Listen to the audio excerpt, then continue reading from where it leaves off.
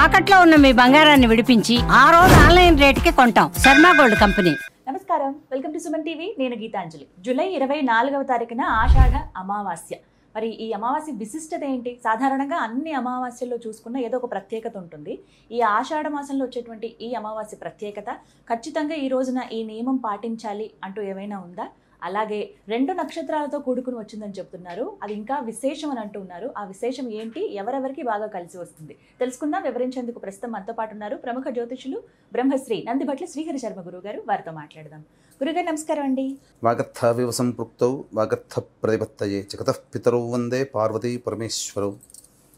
ఆదిత్యాయ చ సోమాయ మంగళాయ బుధాయ చ గురుశుక్ర శనిభ్యశ్చ రాహవే కేతవే నమః.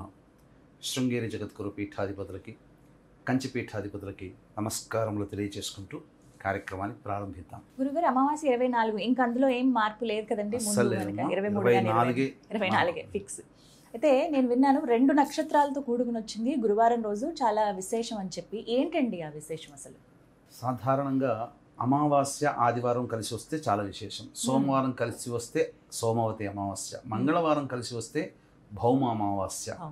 కానీ గురువారం నాడు అమావాస్య కలిసి వస్తే చాలా విశేషం. అతి తక్కువ సందర్భాల్లో మాత్రమే సంవత్సరానికి 1 లేదా 2 మాత్రమే ఉంటాయి. ఆదివారం అమావాస్యలు చాలా ఉంటాయి, సోమవతి అమావాస్యలు చాలా ఉంటాయి. కానీ గురువారంతో కలిసి వచ్చిన అమావాస్య చాలా తక్కువ, అతి విశేషమైనటువంటిది. ఇందున పునరుసు నక్షత్రము, పుష్యమి నక్షత్రము కలిసి వచ్చింది. ఈ రోజుకి ప్రత్యేకత ఏంటంటేనమ్మా, 12 రాశుల వారికి కూడా అలభ్య పుణ్యతిథి అని చెప్పబడి ఉంది.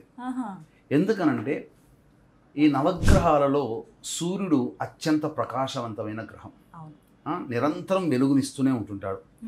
అన్ని గ్రహాలు సూర్యుడి నుంచి శక్తిని తీసుకొని ఉంటాయి, కానీ గురుగ్రహం మాత్రమే తీసుకున్న శక్తికి మళ్ళీ విసర్జించే యోగం కలిగినట్టుంది. అంటే second son of the universe అని జూపిటర్ అంటారు.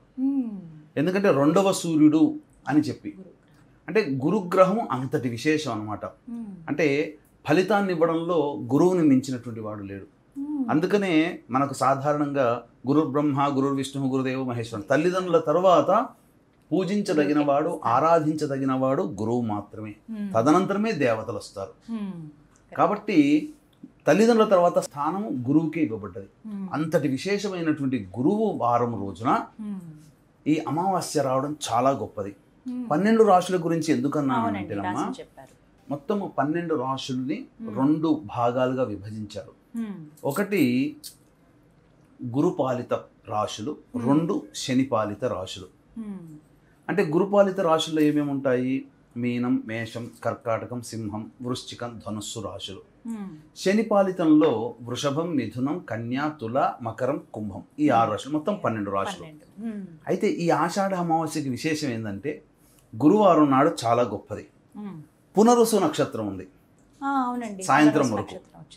కాబట్టి అదేమైపోయింది, పునరుసు నక్షత్రం గురువారం ఉన్నప్పుడు అది గురుపాలిత రాశుల వారికి యోగాన్ని ఇస్తుంది. ఎందుకంటే పునరుసు నక్షత్రానికి అధిపతి గురువు కాబట్టి. మళ్ళీ సాయంకాలం 7 తర్వాత పుష్యమి నక్షత్రం ప్రవేశం చేస్తుంది. అప్పుడేమైతుంది, గురువారము పుష్యమి నక్షత్రం అన్నప్పుడు ఏమైపోయింది, శనిపాలిత రాశుల వాళ్ళకి చాలా విశేషమైన యోగం. కాబట్టి మొత్తము కూడా ఈ 2 రాశుల వారికి, ఈ 2 గ్రూపుల వారికి మంచిది. అంటే 12 రాశుల వారికి మంచిది. కాబట్టి కొన్ని పరిహారాలు అనేటువంటివి గురుపాలిత రాశుల వాళ్ళు పొద్దున పూట, శనిపాలిత రాశుల వాళ్ళు సాయంత్రం పూట చేసుకుంటే అద్భుతమైన విశేషం. ఈశ్వర ఆరాధన చేయమని శాస్త్రం చెప్పబడింది. అమావాస్య రోజున లక్ష్మీ ఆరాధన కూడా చాలా విశేషం.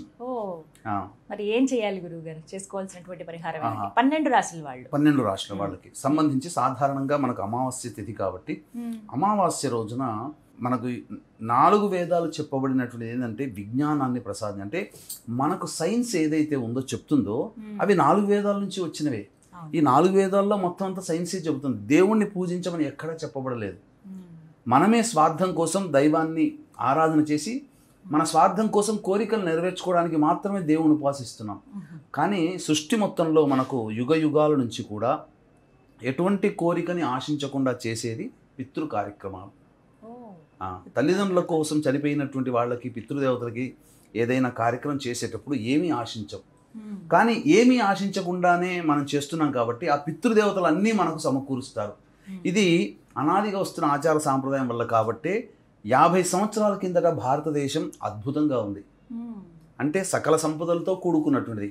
ఈ 50 సంవత్సరాల్లోనే విదేశాల నుంచి జ్ఞానాన్ని మనం తీసుకొని మన జ్ఞానాన్ని వాళ్ళకి ఇవ్వడం వల్ల మనం దేవుణ్ణి ఆరాధన చేయట్లేదు, పితృదేవతను ఆరాధన చేయకుండా ఉంది. కొంతమంది అయితే నాకు తెలిసినటువంటిది అసలు పిండ ప్రదానం చేయడానికి కూడా ఇష్టపడట్లేరు.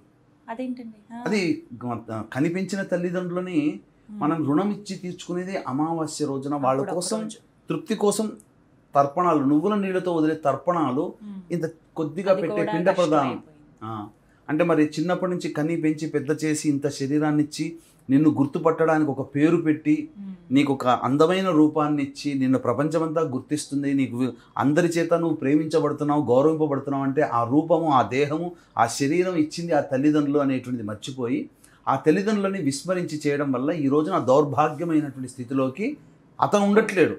ఎందుకంటే అతని తల్లిదండ్రులు ఆచరించారు కాబట్టి సంతానం ఎవరైతే ఆచరించట్లేదో వాళ్ళ సంతానం మాత్రం దరిద్రానికి గురవుతారు. అది కాబట్టి నాకేం కాలేదు, నేనేం చేయట్లేదు అనుకోడు అనే కంటే కూడా ఖచ్చితంగా ఆ రోజున మధ్యాహ్నం కల్లా ఏదైనా బ్రాహ్మణుని పిలిపించుకొని పిండ ప్రదాన కార్యక్రమం, తర్పణాది కార్యక్రమాలు చేస్తే ఆకలి దప్పులు అనేటువంటివి పితృదేవతలకి తీరుతాయి. ఇది చేయవలసినటువంటి విధిగా ఈ రోజున పద్మక యోగం అని కూడా చెప్పబడిందమ్మా.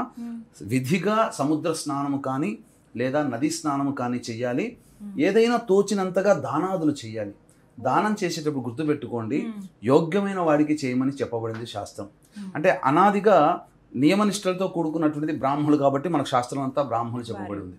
అయితే మనకు విధిగా కూడా కేవలం దానం తీసుకోగలిగే వాళ్ళు బ్రాహ్మణులని కాదు, అనాథులు ఉంటారు, శక్తి లేని వాళ్ళు ఉంటారు, వాళ్ళకి చేసిన దైవం ఎంతో గొప్ప ఫలితాన్ని ఇస్తుంది. కాబట్టి అనాథాశ్రమంలోకి వెళ్ళి ఏం దానం చేయమంటారండి? పెద్దలకి వృద్ధాశ్రమాలు ఉన్నాయి, అనాథాశ్రమాలు ఉన్నాయి, వికలాంగులు ఉన్నారు, వాళ్ళకందరికీ కూడా ఏదైనా తినే పదార్థాలు కానీ వస్త్రాలు కానీ శక్తి కొలది ఏదైనా కానీ, ఇప్పుడు 50 రూపాయలు ఖర్చు పెట్టుకోగలిగే శక్తి ఉంటుంది కదా, 10 బిస్కెట్ ప్యాకెట్లు వస్తాయి, 10 మందికి పంచండి, తృప్తి పడతారు.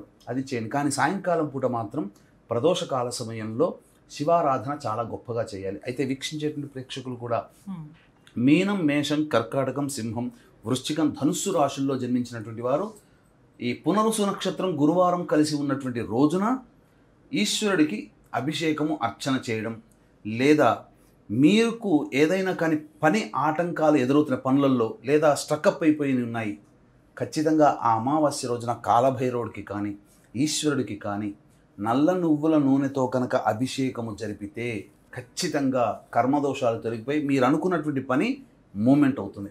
అలాగే శనిపాలిత రాశుల వాళ్ళు ఉన్నారు, వృషభం, మిథునం, కన్యా, తుల, మకరం, కుంభం. ఈ రాశుల్లో జన్మించిన వాళ్ళు ప్రదోష కాల సమయంలో చేయాలి. ఎందుకంటే సాయంకాలం సూర్యాస్తమైన తర్వాత పుష్యమి నక్షత్రం వస్తుంది. అది శని పాలిత రాశుల వారికి అది ఉపయోగం కాబట్టి ఆ రోజంతా ఉపవాసం ఉండి ఆ రోజు సాయంకాలం కనుక చేస్తే, ఆ అభిషేకం చేస్తే చాలా విశేషం. అర్చనాది కార్యక్రమాలు బిల్వదళాలతో చేయాలి. ఈ పొద్దున కూడా చెప్పబడినటువంటి నువ్వుల నూనెతో అభిషేకం చేస్తే విశేషం.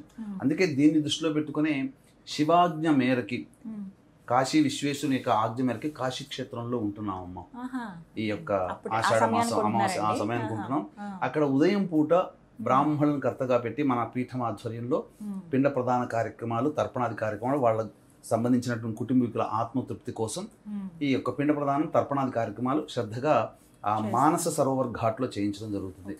అలాగే రాత్రిపూట పుష్యమి నక్షత్రము అమావాస్య రావడం చాలా విశేషం. అందున గురువారంతో కలిసి రావడం చాలా గొప్పదైనటువంటిది. కాబట్టి ప్రకృతిలో ఉన్నటువంటి అన్నిటికంటే కూడా గొప్పదైనటువంటి ఆ కాశీ క్షేత్ర పాలకురాలు వారాహి, క్షేత్ర పాలకుడు కాలభైరవుడు. వారి హోమాలతో పాటుగా ప్రత్యంగిర, బగలాముఖి, రాజశ్యామల, సుదర్శన హోమాది కార్యక్రమాలు జాతకరీత్యా ఉన్నటువంటి అన్ని రకాల దోషాల నివారణ కోసం చేయించడం జరుగుతుంది. అవకాశం ఉన్న వాళ్ళు ఈ కార్యక్రమంతో అందరితో కాంటాక్ట్ చేసి మీ గోత్రనామాలు నమోదు చేసుకోవచ్చు. చాలా చక్కగా వివరించారు గురుగారు, ధన్యవాదాలండి. సర్వం శ్రీ ఉమామహేశ్వర పరబ్రహ్మార్పణమస్తు.